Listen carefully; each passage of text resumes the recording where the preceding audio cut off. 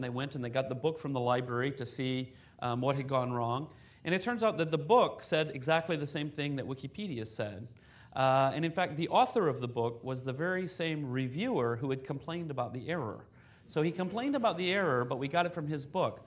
Well, all of our work is done live and in public and is easily available. And a newspaper reporter saw this discussion and actually went and asked this academic, well, so what do you make of this? You said this was an error in Wikipedia, but it came from your book. And he said, well, there must be a typo in my book. And so my point in telling this story is not to make fun of this particular academic. It's a funny story, but the real point of my story is that to do really good, high-quality reference work is very, very difficult. That we will always have some errors with us. We should try to minimize them, but we shouldn't expect that they will all be gone ever. So this level of quality is not good enough to suit us. We're always focused on the highest possible quality. And we're always reviewing the software, reviewing the social systems, reviewing our policies and procedures to try to see how can we improve Wikipedia, how can we minimize the errors in Wikipedia. So what are wikis best at? And this is something that I think is really one of the most revolutionary things about Wikipedia, and for me, one of the most uplifting things about what's going on with Wikipedia. For a long time, people had this idea that social media, that open public spaces on the internet were inherently very hostile places. They're places where people scream and yell at each other. They're places where it's hotbeds of extremism and really problematic people. But it turns out, with long experience, that neutrality and moderation are a great strength of the wiki process. Wikis are much better than virtually any other medium at generating very calm and measured discussions and debates. So why? How does that work? There's nothing magic about it. Why is it that this works? Well, it turns out that in order for your writing to survive in an open community process, it has to be broadly appealing to a large number of people. This really pushes people towards quality and thoughtfulness. So I like to give an example. I like to give an example of a very controversial topic with very divergent opinions that people feel very emotional about, and that would be the topic of abortion. So what you should imagine is, you can imagine a very calm, kind, thoughtful, reasonable Catholic priest who is very much a believer in the Catholic Church position on abortion. And then you can imagine on the other side a very kind, thoughtful, reasonable birth control advocate who has a very different view on the issue of abortion. Well, these two people can come together and they can work together reasonably and with kindness, and they can agree that, well, we're never going to agree about the ultimate issue here, but what we can do is agree to write about it in a way that other people can understand why we disagree. So as an example, Wikipedia can't say that abortion is a sin. But what Wikipedia can say is that the Catholic Church's position on abortion is that abortion is a sin, and theologians have written this, and the Pope has said that. And anyone, whether you agree with that or not, you can still say, yes, that's true. That is exactly what the argument is. You can go on to say that critics have responded in the following way and explain this. The idea here is that at the end of the day, what do you want from an encyclopedia? You don't want to be told what to think. You want to be told all of the information, the arguments and debates, so that you can understand it and then come to your own conclusion. This works a lot better than I would have ever imagined. It turns out that a huge number of people, of very intelligent, very thoughtful people, can come together and say, okay, well, I won't agree with you on the issue, but I think we can find a way to write about the issue that we can both agree will help other people to understand what we're arguing about. So that works very, very well. So moving on now to my current work and the things that I'm working on these days. What I always say is that an encyclopedia was the start. And if you think about what a traditional encyclopedia is, a traditional encyclopedia is a set of books, usually about 30 books, and about this much, big books. So you go to the library and you look for the encyclopedia and you find the books about like this. But the library is much, much bigger. There are many, many other kinds of books and works that belong in a library that are not the same thing as an encyclopedia. And this is what I'm doing at Wikia. So Wikia is a completely separate organization. It's every other kind of book, work, or community that people might want to build.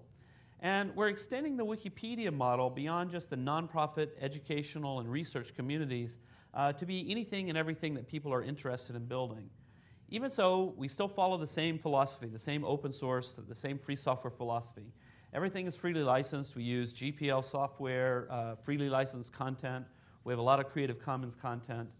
We essentially have a vision of creating the rest of the library. So far we have over 10,000 different wikis. I think the latest number is around 12,000 different wiki communities.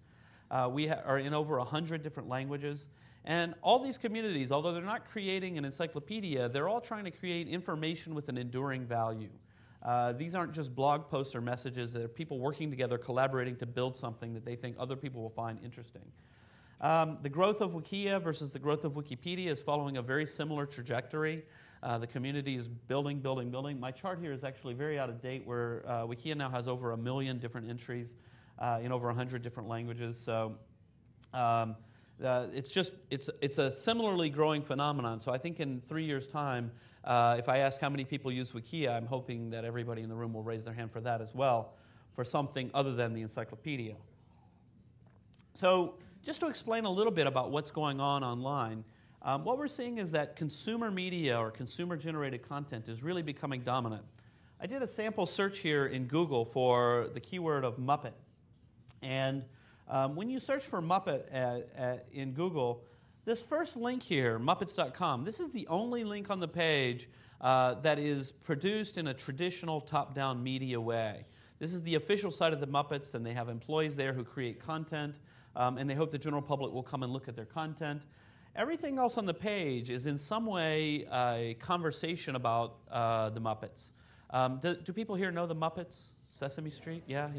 This is good. I was in Korea giving a talk, and I started talking about the Muppets, and they were very puzzled, and I said, do people know the Muppets? And, Muppet? Oh, they have no idea. It was a little hard to explain. When we look at the image results, Google finds these images mostly from fan pages, from blogs, from wikis.